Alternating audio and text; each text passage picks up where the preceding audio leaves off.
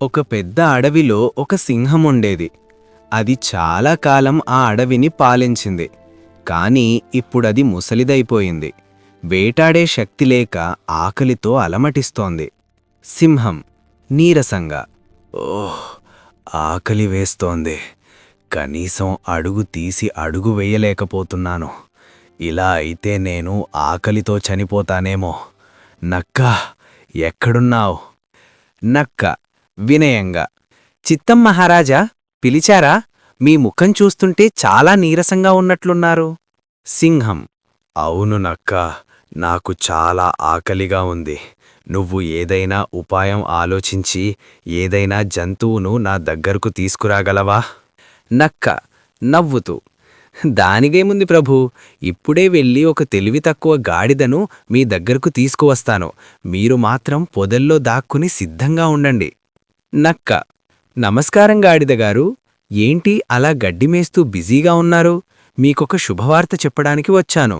గాడిద ఆశ్చర్యంగా, నాకా? శుభవార్త? ఏంటది నక్కబావా? నక్క, మన అడవిరాజుగారు ముసలివారైపోయారు. ఆయనకు వారసులు ఎవ్వరూ లేరు. అందుకే ఆయన తన తర్వాత ఈ అడవిని పాలించడానికి ఒక తెలివైన జంతువు కోసం వెతుకుతున్నారు. మీ రాజసం చూసి మిమ్మల్ని రాజును చెయ్యాలని ఆయన నిర్ణయించుకున్నారు. గాడిద మురిసిపోతూ, నిజమా? నేనా అడవికి రాజునా? అవును, పదండి, ఆయన మీకు పట్టాభిషేకం చేయడానికి ఎదురుచూస్తున్నారు. గాడిద ఆశతో సింహం దగ్గరకు వెళ్ళింది. అది రాగానే సింహం ఒక్కసారిగా దానిమీద దాడి చేసింది. కాని ఆతృతలో సింహం గురి తప్పింది. గాడిద భయంతో వణికిపోతూ వెనక్కు పరిగెత్తింది. బాబోయ్, ఏంటి నక్కబావా, ఆ రాజుగారు నా మీద దాడి చేశారు. నేను చచ్చిపోయేవాణ్ణి. నక్క నవ్వాపుకుంటూ, అరెరే, మీరు తప్పుగా అర్థం చేసుకున్నారు గాడిదగారు. అది దాడి కాదు. రాజుగారు మీకు అడవికి రాజుగా పట్టాభిషేకం చేయబోతున్నారు కదా. ఆ బంగారు కిరీటం మీ తలమీద పెట్టడానికి మీ పొడవైన చెవులు అడ్డు వస్తాయట. అందుకే కిరీటం సరిగ్గా కూర్చోవడానికి ఆయన మీ చెవులను కొంచెం సరిచేశారు అంతే. ఓహో, కిరీటం పెట్టుకోవడానికా? అంటే ఇప్పుడు నాకు కిరీటం సరిగ్గా సెట్ అవుతుందన్నమాట. సరే పద, వెళ్దాం. గాడిద మళ్లీ లోపలికి వెళ్తుంది. ఈసారి సింహం దాని తోకను పట్టుకుంటుంది. తోక తెగిపోయి గాడిద మళ్లీ బయటకు పరిగెత్తుకుంటూ వస్తుంది. వద్దు బాబోయ్, ఈసారి నా తోకపోయింది. రాజుగారు నన్ను చంపేస్తారు. నక్క నవ్వుతూ, అబ్బే, మీరు అన్నీ తప్పుగానే అనుకుంటున్నారు. మీరు రేపు రాజసింహాసనం మీద కూర్చోవాలి కదా.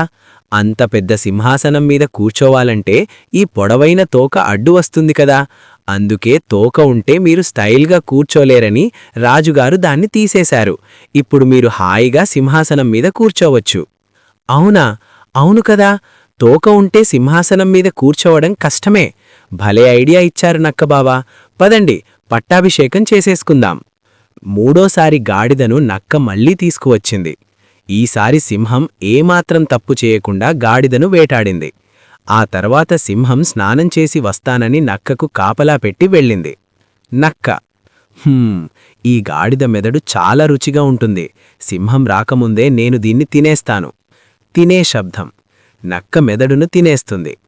సింహం తిరిగి వచ్చి, నక్కా, ఆహారం సిద్ధంగా ఉందా?